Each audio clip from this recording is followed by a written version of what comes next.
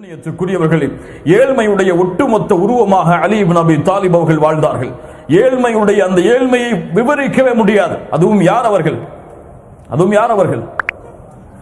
முஹம்மது ரசூலுல்லாஹ்வுடைய வளர்ப்பில் வளர்ந்தவர், முஹம்மது ரசூலுல்லாஹ்வுடைய குடும்பத்தார், ஒரு உலகத்துடைய தலைவருடைய குடும்பத்தில் பிறந்தவர், அந்த குடும்பத்தில் வளர்ந்தவர், அல்லாஹ்வுடைய தூதருடைய வீட்டின் பட்டறையில் தன்னுடைய வாழ்க்கையை வளர்த்தெடுத்தவர், அல்லாஹ்வுடைய தூதருடைய மகளை திருமணம் முடித்தவர். அல்லாஹு அக்பர். சாதாரண ஏழ்மை அல்ல. ஒரு முறை ஃபாத்திமா ரலியல்லாஹு அன்ஹா அவர்களுடைய கரத்தை அலி இப்னு அபி தாலிபுக்கு காட்டுகிறார்கள். அல்லாஹு அக்பர். உலகத்தின் சிறந்த பெண் ஃபாத்திமா என்ற பெயரை சொன்னவுடன் தம்முடைய பெண்களுடைய உள்ளங்கள் எல்லாம் தாழ்ந்து விட வேண்டும். அவ்வளவு பெரிய கற்புக்கரசி. அவர்களை போன்று கணவனுக்கு மரியாதை செய்வது, அவர்களை போன்று கணவனுக்கு கட்டுப்படுவது, அவர்களை போன்று கணவனுக்கு தூய்மையாக வாழ்வது இந்த உலகத்தில் அந்த சிறந்த பெண்களை தவிர யாராலும் முடியாது. ஃபாத்திமா ரலியல்லாஹு அன்ஹா தன்னுடைய மரணத்திற்கு பிறகு கூட தன்னுடைய ஜனாசாவை இந்த முஸ்லிம்கள் பார்த்துவிடக் கூடாது என்பதற்காக எல்லாருடைய ஜனாசாக்களும் மேலே போர்வை போற்றப்படாமல், அந்த மேலே அந்த கூடு வைக்கப்படாமல் தான் எடுத்து போகப்பட்டது. அல்லாஹ்வுடைய தூதர் ஸல்லல்லாஹு அலைஹி வஸல்லம் உடைய மகள் ஃபாத்திமா ரலியல்லாஹு அன்ஹா அவர்கள் ஒரு சஹாபிய பெண்ணிடத்திலே ஆலோசனை கேட்டார்கள். இதற்கு வேறு ஏதாவது வழி இருக்கிறதா? இப்படிப்பட்ட நிலையில் கூட எம் உடலை யாரும் பார்த்துவிடக் கூடாது, அந்த உடலுடைய வாகை கூட அதனால் மேலே ஒன்று போற்றப்பட வேண்டும் என்று, தன்னுடைய ஜனாசா இப்படித்தான் போற்றப்பட்டு எடுத்துச் செல்லப்பட வேண்டும் என்று அறிவுரை செய்தவர்கள் ஃபாத்திமா ரலியல்லாஹு அன்ஹா. அல்லாஹு அக்பர், அல்லாஹு அக்பர். அல்லாஹ்வுடைய தூதர் ஸல்லல்லாஹு அலைஹி வஸல்லம் ஃபாத்திமா அவர்களை பார்த்து ஒரு முறை கேட்டார்கள், ஃபாத்திமா எது அழகு என கேட்டார்கள். ஃபாத்திமா எது அழகு? ஃபாத்திமா ரலியல்லாஹு அன்ஹா சொன்னார்கள், அல்லாஹ்வுடைய தூதரே, எது அழகு தெரியுமா? என்னையும் என் கணவரை தவிர யாரும் பார்த்துவிடக் கூடாது என்றும், என் கணவரின் மீதும் எந்த பெண்ணுடைய பார்வையும் பட்டுவிடக் கூடாது என்று எந்த ஒரு பெண் விரும்புகிறாளோ அதுதான் அழகு, அதுதான் ஒரு பெண்ணுக்குரிய அழகு என்று சொன்னார்கள்.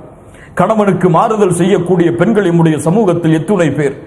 கணவனுக்கு துரோகம் செய்யக்கூடிய பெண்கள் நம்முடைய சமூகத்தில் எத்துணை பேர்?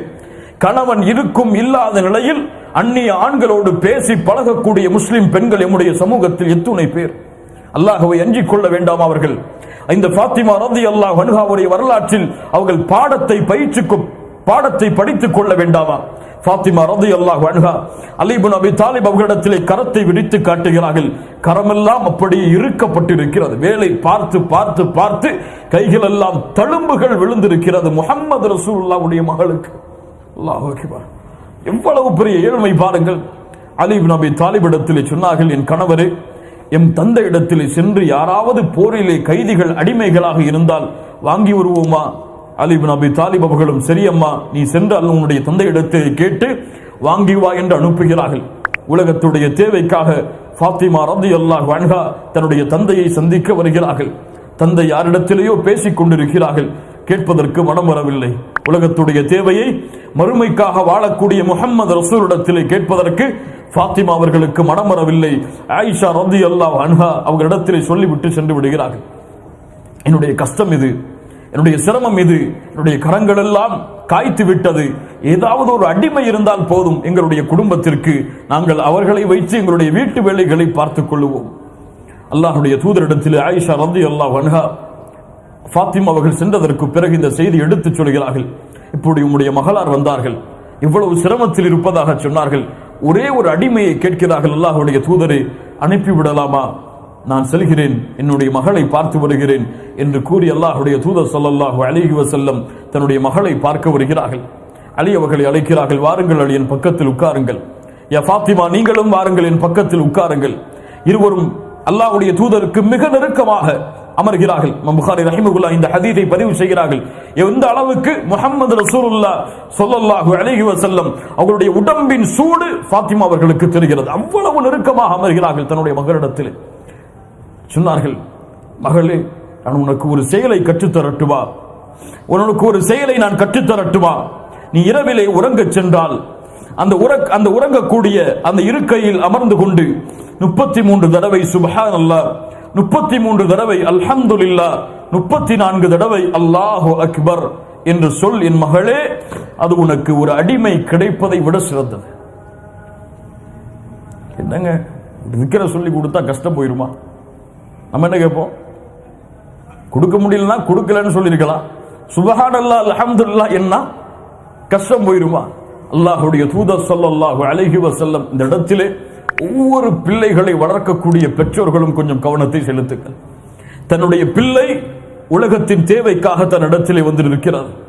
அல்லாஹ்வுடைய தூதர் நினைத்திருந்தால் தன்னுடைய பிள்ளைக்கு அதை கொடுத்திருக்கலாம். தன்னுடைய அடிமைகளில் யாராவது ஒருவரை கூட தன்னுடைய மகளுக்கு வேலை பார்ப்பதற்காக அல்லாஹ்வுடைய தூதர் நியமித்திருக்கலாம். ஆனால் உலகத்துடைய தேவை வந்த பொழுது, மகளே மறுமையின் தேவைக்காக நீ உன்னுடைய கவனத்தை திருப்பு என்று தன்னுடைய மகளை வளர்த்தெடுத்த முறை முஹம்மது ரசூலுல்லாஹ் ஸல்லல்லாஹு அலைஹி வஸல்லம். ஏன் என் மகளே, உன் கஷ்டம் நீங்க வேண்டுமா, உன் சிரமம் நீங்க வேண்டுமா, உன்னுடைய உடலுடைய சோர்வுகள் எல்லாம் அகர வேண்டுமா, அல்லாஹ்வை துதி, அல்லாஹ்வை புகழ். இரவிலே நீ உறங்குவதற்கு உட்கார்ந்தால் 33 தடவை சுப்ஹானல்லாஹ், யா அல்லாஹ் நீ மகத்துவமானவன், யா அல்லாஹ், அல்லாஹு அக்பர், யா அல்லாஹ் நீ மிக பெரியவன், யா அல்லாஹ், அல்ஹம்துலில்லாஹ் புகழெல்லாம் உனக்கு யா அல்லாஹ் என்று உள்ளத்தால் நீ அந்த திக்ரை ஓதிவிட்டு உறங்கு. உனக்கு ஒரு அடிமை கிடைப்பதை விட சிறந்தது. என்ன அர்த்தம்? உன் கவலைகள், உன் கஷ்டங்கள், உன் துயரங்கள், உன் துன்பங்கள் எல்லாவற்றையும் அல்லதீன ஆமனு வதத்மஇன்னு குலூபுஹும் பிதிக்ரில்லாஹ். மூமின்கள் யார்? அவர்களுடைய உள்ளம் அல்லாஹ்வின் நினைவால் சாந்தி அடையும். அலா பிதிக்ரில்லாஹி தத்மஇன்னுல் குலூப். மூமின்களுக்கு அல்லாஹ்வுடைய நினைவில்தான் உள்ளத்தின் அமைதி இருக்கிறது என்று அல்லாஹ்வுடைய தூதர் ஸல்லல்லாஹு அலைஹி வஸல்லம் அலி இப்னு அபி தாலிப் அவர்களுக்கும் ஃபாத்திமா ரலியல்லாஹு அன்ஹா அவர்களுக்கு பயிற்றுவித்தார்கள். இன்ஷா அல்லாஹ் இந்த சுன்னத்தை என் வாழ்நாள் முடியும் வரை இந்த இரவிலிருந்து கடைபிடிப்பேன் இன்ஷா அல்லாஹ். அலி இப்னு அபி தாலிப் சொல்கிறார்கள், இந்த செய்தி அல்லாஹ்வுடைய தூதர் எனக்கு சொன்னதிலிருந்து என்னுடைய மரணம் வரை என்னுடைய வாழ்நாளில் உறக்கம் என்று எப்போதெல்லாம் ஏற்பட்டிருக்கிறதோ எந்த இரவையும் விடாமல் நான் இதை சொல்லிக் கொண்டு வந்தேன். இந்த சுன்னத்தை பின்பற்றக்கூடிய முறை. அப்போது கேட்கப்படுகிறது, சிஃபீனுடைய யுத்தம் உங்களுக்கு எதிராக முஆவியா அவர்களுக்கும் உங்களுக்கும் நடந்த, 2 முஸ்லிம்களுக்கு நடந்த அவ்வளவு பெரிய மன கஷ்டத்தில் நடந்த அந்த யுத்தம், அந்த யுத்த களத்தின் இரவில் கூடவா நீங்கள் மறக்கவில்லை? அலி இப்னு அபி தாலிப் சொன்னார்கள், அந்த இரவும் மறக்கவில்லை, இதை செய்தேன். அல்லாஹ் அக்பர். அல்லாஹ் இந்த சுன்னத்தை பின்பற்றக்கூடிய பாக்கியத்தை கொடுப்பானாக.